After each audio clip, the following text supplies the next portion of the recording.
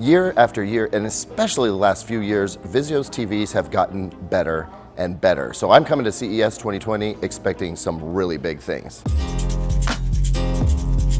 And it turns out that's exactly what we're getting. Hi, I'm Caleb Dennison for Digital Trends here with Vizio, and we're checking out the entire product line from the company.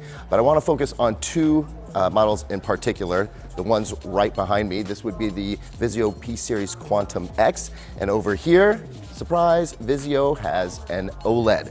We're going to get to that in a moment. I want to talk about the Vizio P-Series Quantum X. So if you follow our TV reviews, you know that the P-Series Quantum X was one of the best TVs that we reviewed in 2019. 2020 looks like it's even brighter, literally. So the P-Series Quantum X last year was probably the brightest TV that we reviewed, which lent to an amazing HDR experience. And when I talk about HDR, I mean all of the HDRs. Whatever different mode there is, Vizio supports it, which is great. Now for this particular TV, Vizio is talking about up to 3,000 nits of peak brightness, and we're in the 700s of zones on their largest 85-inch model, which was teased last year but never released.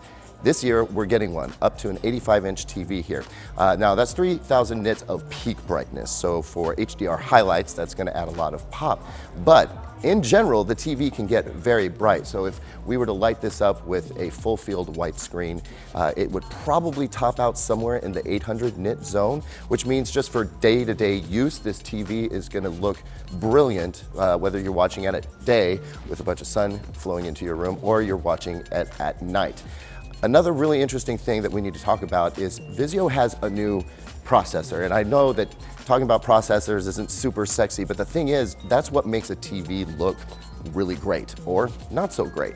In Vizio's case, they've always had really good processing, but what I'm seeing so far this year, they are outdoing themselves. The new processor is called the iQ Ultra, okay, and with it comes some niceties like HDMI 2.1, but everything else is available. Variable refresh rate, low latency mode, automatically goes into game mode. So we're talking about a fully featured TV here that's got all the bells and whistles that you would expect to see from a top-tier manufacturer. And that certainly is what Vizio is these days, a top-tier manufacturer competing with the likes of Sony, LG, and Samsung, right up there. Now, my only main complaint about Vizio TVs in the past has been the SmartCast system. I felt like it was a little bit sludgy, a little bit laggy, and maybe not the most intuitive thing to use.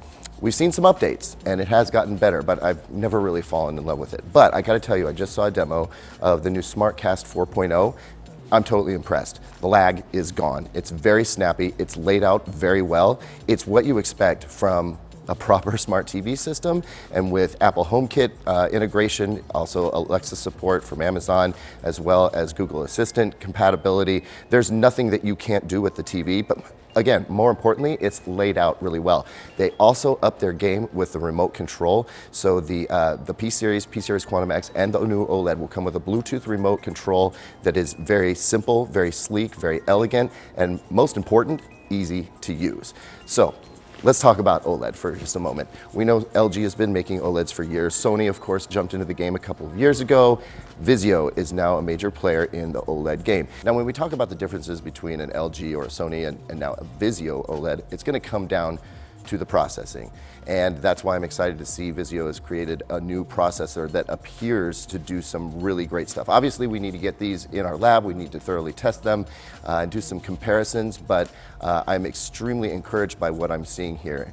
It's not just about the HDMI 2.1 and all the features that come along with that, but noise reduction and sharpness control and 3D lookup tables and all the stuff that comes together to make an image vibrant and realistic and poppy. And I'm definitely seeing that here. Again, I got to get these in my lab and take a close look, but I've never been so encouraged at a demonstration at a trade show in quite some time. So this is very exciting. Vizio is coming into 2020 in a very big way, and I can't wait to see these things actually come to market. Of course, we will be reviewing these TVs when they do come out later this year.